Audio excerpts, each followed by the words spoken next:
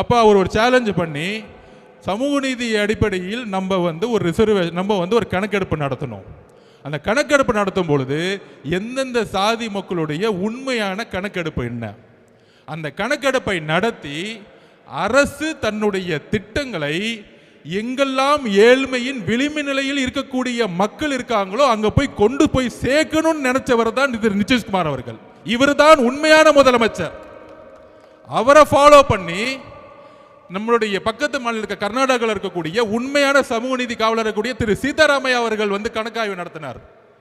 அதுக்கப்புறம் தெலுங்கானா ஒரு புதிய முதலமைச்சர் முதல் முறையில் ஆயிருக்கிறார் ரேவந்த் ரெட்டி அவர்கள்.